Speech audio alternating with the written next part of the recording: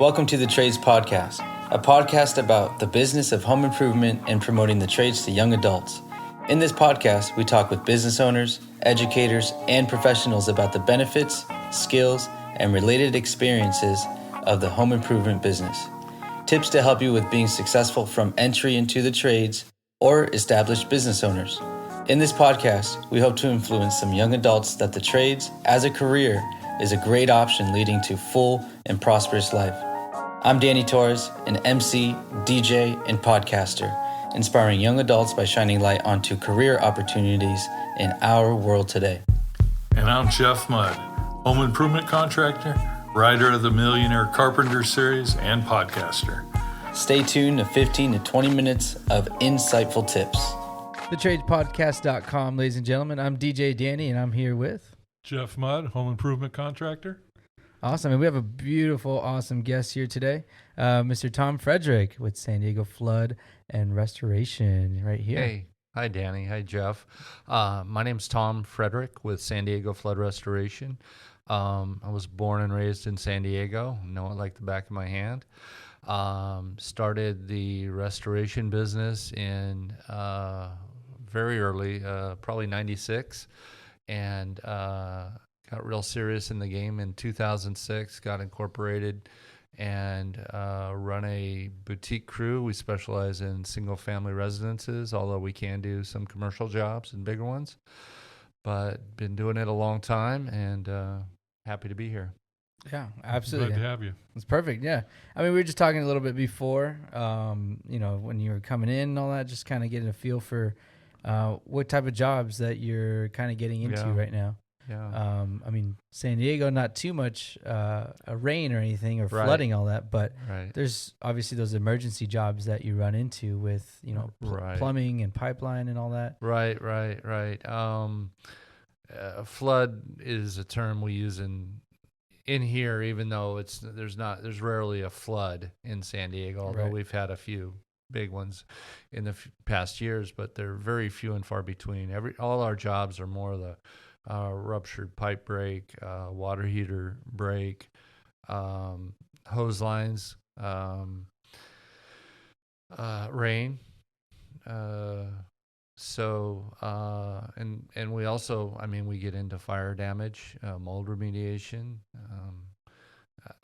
We do a slew of services. We do drive-throughs, which everyone gets a giggle out of. We call them drive-throughs. That's when a car will drive into a storefront or through a home, and that happens a lot in San Diego. I mean, it happens wherever you have a big city. That's going to happen. So you do the board up and we do emergency board ups and shoring, and we'll help you find security if you need that. We'll do essential services. Like, imagine a big building.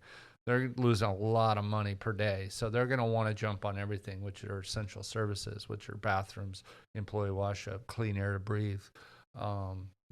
Like I said, security, glass cleanup, all the emergency mitigation stuff, so they can try to open up as fast as possible. Mm-hmm. We do bio cleanup, which is unattended death and crime scene and trauma. Skunks, that's a covered loss. Anything that's a covered loss, we handle because we know how to work with the insurance companies. Right. And that's a big thing that your company seems to kind of go through, is a big thing with when it's an emergency, hopefully the building or the house owner, they have that insurance. Right. So you're having to deal with with the insurance companies right now? Yeah. You get to know all the adjusters. There's a lot, not all of them, but a good handful of them. And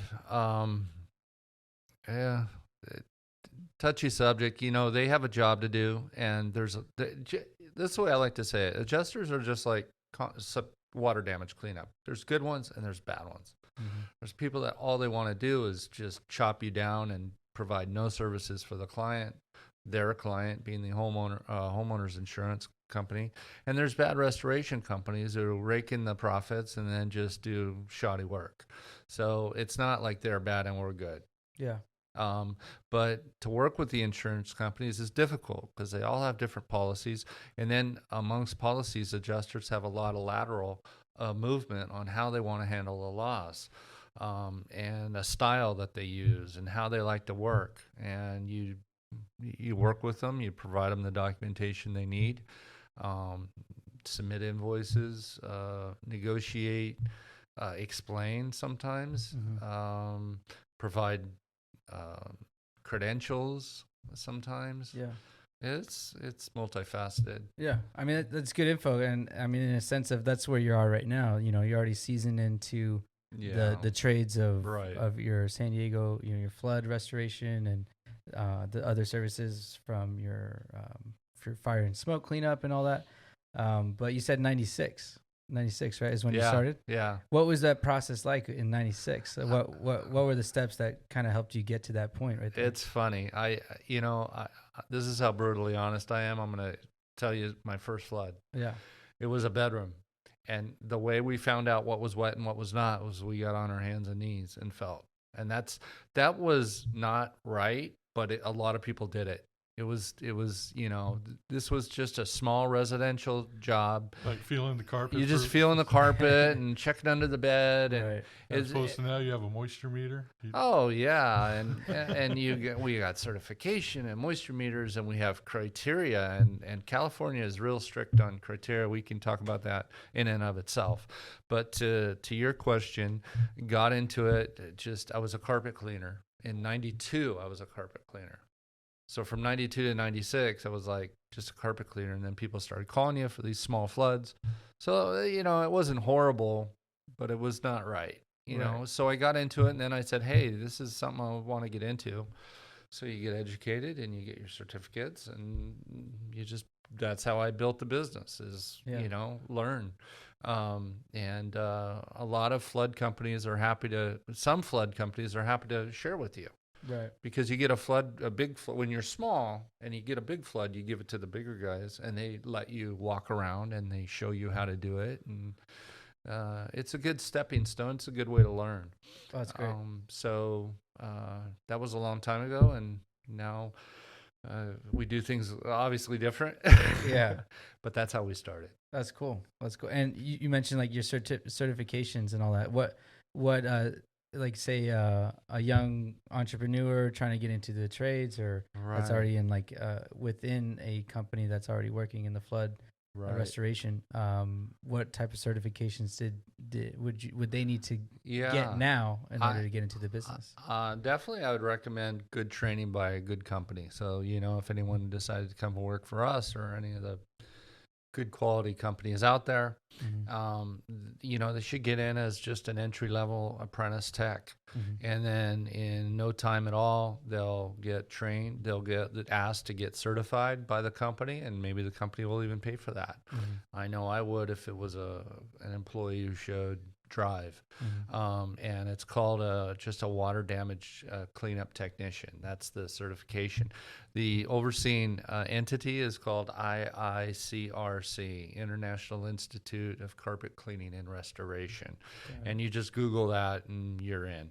And that's your first step. So first is just get in as an apprentice, and you'll be the guy at the bottom, but you'll learn so much so fast.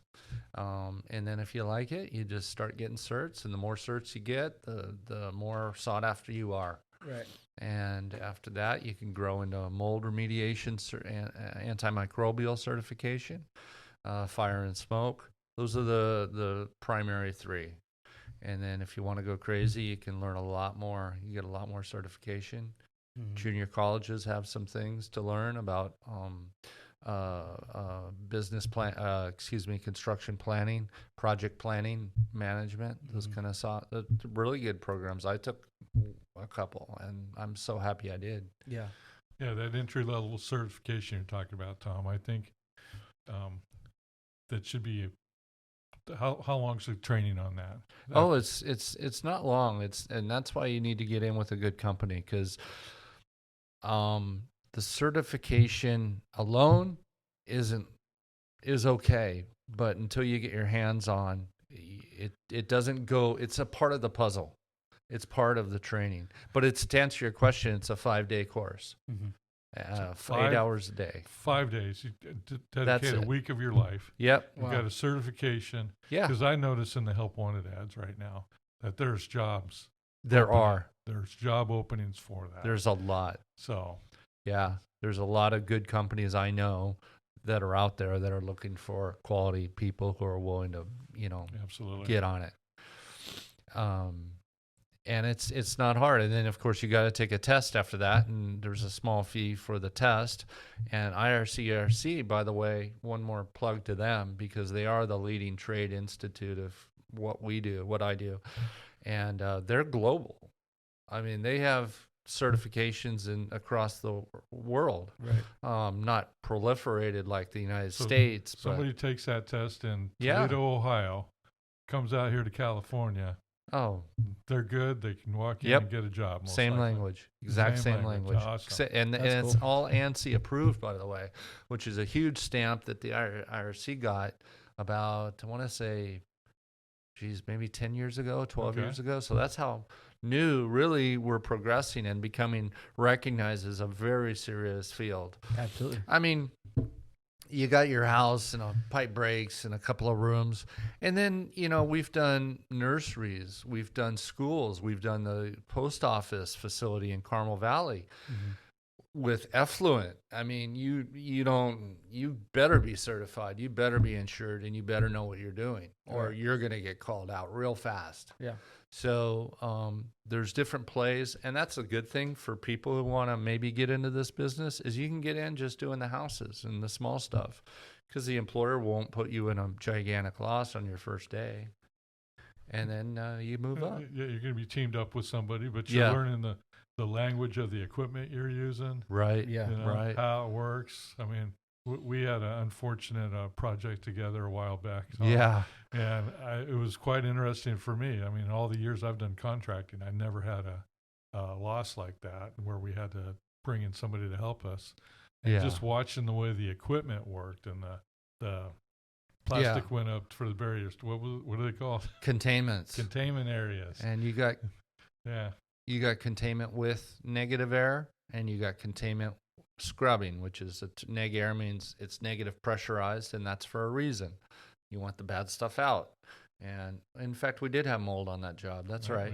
So we had neg air, and then we had scrubbing, which is just simply cleaning the air. And people see us throwing a bunch of equipment and think, well, any monkey can do that. But it's, who am I going to answer to? And when the insurance comes around, they're going to ask me. Oh yeah. What was your equipment? How much was your equipment? How many days was your equipment? And why was your equipment there? Why did you have 3 scrubbers instead of just 2? Yeah. And if you don't have a valid reason, I'm not getting paid. And Jeff's not going to call me again if he finds out that the guy who called was just some kind of guy who kind of faked it. Mm-hmm. And that was a high profile. That was not a job to fake it. No, it wasn't. We had an educated homeowner that they put everybody to the test on. That's right. So it worked out. And that's where all those certifications come into play. I mean, that's where that's going through. Remind me the name again. IICRC. IICRC. That's right. And that's where going through them, they provide all that information on exactly especially also on the job sites too, that the company that you're working with. Yeah. You kind of get to see that hands on. But is that the type of technology and like knowledge that they're passing along to people that are going through that training? Yeah.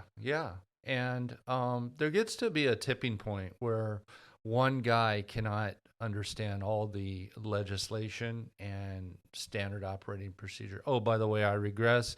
ANSI is approved, and American National Standards Institute adopted IRCRC. So it's legit all the way. Right. But to my point now about overtaking too much, like I can't get into asbestos right now. I don't have the bandwidth, and I don't want to. It's just too much legislation to deal with, too many certificates. It just becomes this big blur. So I subcontract out. When I have asbestos, I subcontract out the testing side of it and the actual what's called abatement for lead and asbestos. We could talk about RRP, but I don't want to get crazy. And you could remind me if you want to talk about the smaller side of lead. But for the big lead and the big asbestos, we hire really high quality companies. And it's at the end of the day. So you want to file at the end of the day. And when the people want to task you watch my language here. If people want to look to make sure the job's done right, you better have all the right papers. And everybody has to be certified in the right way. And sometimes we'll even get hygienists who come in for what's called a scope of work. So if I have a really bad mold job, or say it's in the wrong place like a nursery, where I just don't want to do this job unless I've got a hygienist on my side. That's another certification. Yep. So I'll hire a hygienist on my own dime to come in and write a scope for me to follow. So at the end of the day, if anyone says, well, you're just a water damage technician, how did you decide that this was appropriate? Well, I called a hygienist who's licensed with the state of California. Oh, okay, never mind. Yeah, so they've tested it. Yeah. Wrote you a scope of work. He wrote me a scope. I followed it to the T. Yeah. And I mean, we get into cubic feet per minute and vacuum pressure of a containment zone. I mean, I never done a job in a hospital, but when you do jobs in a hospital, you have meters that monitor and record the pressure within a containment 24 hours a day. Mm-hmm. And a siren goes off and redundancies, triple redundancies. So if it's warranted, we can deliver. Yeah. Interesting stuff. That's heavy. Yeah. No, it is a little, sorry, I got a little heavy. No, it's good though. But to your point, anybody who wants a career, and this is a great place where you can get in at level A and get all the way to the top. Yeah. Get all the way to the top if you want, and have your own business if you want that. Yeah, and that's where, I mean, the type of jobs, like you said, high profile jobs. I mean, obviously, when you talk about high profile, I usually see it as, I mean, you're obviously going to be looking for heavier compensation on those type of jobs too, because of the certifications, the technology, the equipment that you're using, and also the experience that comes along with it. Yeah. That's I don't know if it's good or bad. It's not really horrible. But insurance, there's a program called Xactimate. In fact, it's not a bad thing. It's a good thing. If you've ever, unfortunately, if you've ever been in a hospital and getting this bill that's 27 pages, that's our billing system. But it's not because we want to confuse the homeowner. We copy them on it, but we send it to the insurance, and that's exactly what they want to see, because that's how they pay. It's formatted. It's formatted. In their Thank language. You. Basic. In their language. Basic. Yep. It's formatted in their language, so every additional service has a line item, and there you go. And we get more, right? And because we do more. Yes. Yeah. Absolutely. And there's some going back and forth. I mean, the insurance adjuster is looking at it like, okay, you just need to paint the wall. But no, it needs to match the living room, what ties into it. There's not a break in the painting surface. Perfect example. Yeah. It's generally not what you're doing, it's how much or the quantity. Yeah. Sometimes they stay away from, you don't need that because we've got all the answers. They got asthma. It's COVID. Of course we wore masks. Of course we wore suits. Of course we protected the carpet. It's brand new carpet. Mm-hmm. Of course we laced the hallway from the condominium glass doors to the elevator. Yeah. Who's going to pay if we, break the granite floor? I mean, we are. So we have to protect it. Yes. So a lot of things like that. And that's where experience comes in. Absolutely. Yeah. And I know that, I mean, we're in the same networking group, LaTip, La Jolla. Right. Yeah. And we have these chances to kind of go up and present what we do with our business. And one thing you've always mentioned was the safety aspect of it. And I can probably understand a little bit more now is based off of, obviously the regulation of everything that's supposed to be in line with the insurance company, but it's also to benefit you too, because that's the last thing you want to kind of happen. Last thing you want anything to happen is, you have to put in those safety measures, to make sure that the job is done right in the end. Yeah. And, it saves you from any, mistakes, unwanted mistakes. And, if you make a mistake, you gotta be there to answer it. So we try to catch that at the beginning. Yeah. Very simple, basic common sense. Like, when we demo a wall, we stop halfway and clean up, and then we demo the rest, as opposed to having 100 tripping hazards from the front door to the dining room. Air, I don't want my techs all getting cancer in 10 years because they're sucking in a bunch of silica from the glass that was broken, or what's in drywall now. God knows. And by the way, drywall is coming from Mexico and China, and they're finding asbestos in new stuff. So, Wow. So anyway, air purification, that's a safety procedure we take seriously. When you pull up carpet, you got a tack strip, and I mean, you got some older or kids running around. It's not their fault if they step on. It's my fault. I shouldn't have had that hazard there. So we'll cover the tack strip, or we'll pull it out and we'll tell the adjuster, sorry, you need a new tack strip, but I'm not going to have a 70-year-old lady with diabetes get an infection on her foot because I didn't pull up a tack strip. Yeah. So, and then the big safety, PPE, general procedure. Safety is already, we try to anticipate safety by our protocol. So if we do things, it's for a certain reason before to not even go there, certain procedures. We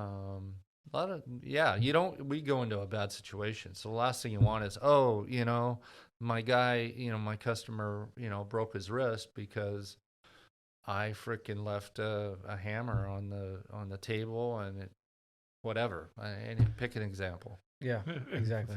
There's no way to anticipate everything. Right. But if you've got good safety protocols, right, you anticipate almost everything that you can. The experience is what really tells the difference. Jeff, do you want a job? Because I speak for 10 minutes and then Jeff speaks for 10 seconds and nails it, wraps it up. The client, the young adults that we're trying to look at to get into the field. Right. We've talked a lot about safety, Tom. Yeah. And the training you get into. Is this career something that a young adult needs to worry about being healthy for him? I would say no, but you've got to take some responsibility yourself. And sometimes the responsibility is to call out your employer. Mm-hmm. I'm not saying, it's their fault at all. But I've had my guys say, hey, Tom, we need another dehu in here. Or, excuse me, an air scrubber. And I'm like, that's a good idea. Sorry we didn't bring two. We'll get one out. Mm-hmm. Open the windows for now. Take breaks. Clean in a better manner. Use HEPA with your cuts. It's a vac that attaches to the saw. Oh. Engineering controls are called. Yep. Let's do that. And tomorrow we'll have that HEPA vac, and good call. So I've got experience in the termite and the pest control field. We deal with chemicals. I pretty much say the same thing you're talking about, Tom. If you follow the label, you follow the regulations that have been set and tested in place for years, right? You do not have to worry about it. In fact, you're probably going to be safer than the average homeowner that dumps the cleaning chemicals on the floor and then hits it with a mop. Right. And breathes in all that stuff. Right. As opposed to you've worn a respirator in the right situation. Right. You've worn your gloves.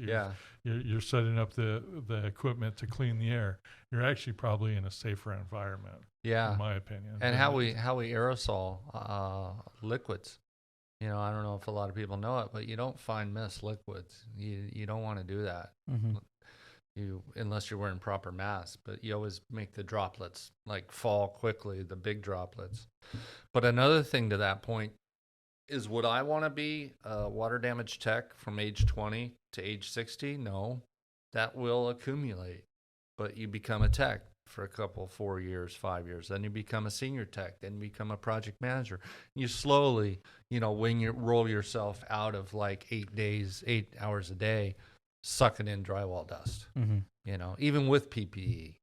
My son works with me now, and I tell him, hey, we joke, I said, I'm old, I'm fine with the drywall dust, but wear a mask, because if you're going to be doing this a long time, you got your whole life, I don't want you accumulating that stuff now. Yeah, absolutely. It's a great point. You talk about the progression of being a tech to managing a supervisor and possibly ownership, or or go into direct sales, or anything in the business. Yeah, I mean, I kind of equate what you're doing right now compared to, let's say, a hurricane hitting Florida. Mm-hmm. What happens over there? There's a massive amount of cleanup. in a shopping mall or whole track houses and stuff. Yeah. You know, there's huge companies that come in and handle all that, and you know there's a lot of mistakes get made when you're dealing with that. Yeah. That size of scope. Yeah, they do it different because those are catastrophic. We call it, here in San Diego, we call them catastrophic. Yeah. When something is like, it's a tear down, or this half of the building is a tear down, or it's so grossly contaminated with, you know, again, effluent or asbestos. Say it's an old building that got just totally mowed down by a truck. There's going to be asbestos fibers everywhere. Just bring in a demolition crew and just flatten the building, because that's what the insurance wants. And nobody wants the liability. And sometimes that's the best thing to do. Yeah, that's why you drive across America and you see these gigantic warehouses that are built with old brick and cinder block and stuff. Right. Yeah, they're vacant, no windows. Right. They're just waiting for somebody to tear it down because it's full of stuff. It's never going to get used again. Yeah, that's true. That's true. Yeah. So I mean, and you know, in the sense of, I mean, you started out here in San Diego. Are you covering any other counties other than San Diego right now? We will go into Temecula. Okay. Yeah. Yeah. And I always joke, if I get a call because a 5-gallon water bottle from your water thing falls over, I'm not your guy. But all joking aside, if a customer's serious about wanting their job handled properly, even if it's small, then I'm the guy. Cool. Then our San Diego flood is for you. Yeah. And I was kind of joking. If that's the thing about mold, and I don't want to get on this mold spiel, but mold can kill you, and mold is required for your healthy life. We have thousands of mold spores in our lungs. Well, I don't know about thousands, but a lot in our lungs, and they're designed to be there. And there's all kinds of bacteria and viruses in our gut, and those are supposed to be there. And without them, we won't be as healthy. But too much of the wrong mold or too much of the right mold will kill you. The doctors say that the poison's in the dose. You know, is one aspirin going to kill you? No, but 100, yes, it'll probably kill you. I'm not a doctor, but So anyway, if someone is concerned for their safety, say it's a very small damage and it was sitting for a week and a half because they didn't notice. Well, they probably got some mold growth. They want to handle it. I'm happy to help it, even if it's in Temecula. Great. And along with all the other services from, like you said, your fire, bio, skunk, drive-throughs. You know, for unfortunate situations, forensic. Those bios are tough. Yeah, it's very emotional and hard. Yeah, I imagine dealing with the homeowner on something like that would be the hardest part of the job. Yeah. You just be meek, do your job, and just be available if they need you. Absolutely. I mean, that's what you know. And you're 24/7. You know, they can give you a call at any time. Right. What's the best way that we can get in contact with you? And if anybody's looking to get some more information on the flood damage, repair, or cleanup industry, how can we reach out to you? And you can call 619-265-7337. That's 619-265 SDFR 7337. And that's the best way. Just give us a call. Cool. I don't want to give you my email. I'll have to repeat it 14 times. Can you say that one more time? Did he say S? Any last minute advice for a young adult thinking about the? Yeah, if you, two quick things on that. One, my personality is I'm not, and definitely to my fault. I just love to see change quick. And if you go into a demolished house that's just gone, and you can have it in a clean, sanitized, dry environment in 7 days, that just makes me so happy. So if somebody has that attitude, like, I like to get into it, that's one attitude to have. And if you want to succeed, I mean, this is a business where you can go from making, entry level 18, 20 an hour to a lot more in 2 years. Then you can make cake in this business. It's not rocket science. Yeah. It's just doing your job, following direction, constantly paying attention. It's the oldest saying. You apply yourself and you're going to go far in this business. As a business owner, you can take it as far as the drive you have. Yeah, right. You know, if you want to handle Southern California with 5 offices, then, you know, nothing's stopping you. One last thing. There's so many careers that are going by the wayside with automation. This is not going by the wayside anytime soon. Oh, yeah. No way. Yeah. We can't outsource it to another country? You can't. No. I don't think that if you want to pay the travel costs, I don't think insurance would pay for that. No, that's one thing we've talked about. There's so many trades right now that people don't get it. You cannot outsource. You cannot outsource the plumber knocking on the door and fixing the drain or building the house or anything like that. That is staying here. It is not going away. That's right. There's going to be a huge transformation in the next 10, 15 years as the baby boomers retire. Yeah.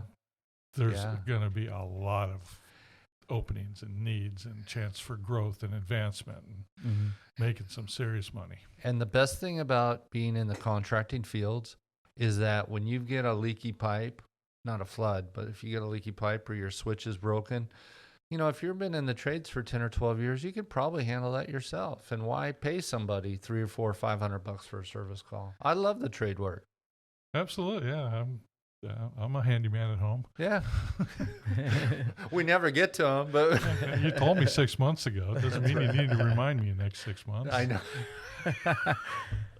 Just the way it goes. That is. Well, but that's right here. Having you, Tom. Sorry, Danny. Right here, thetradespodcast.com, right here, recording in the North San Diego Business Chamber room. Tom, thank you so much for coming by. Thank you. Thanks for inviting me. San Diego Flood Restoration.com. Go check them out. Right on. Goodbye.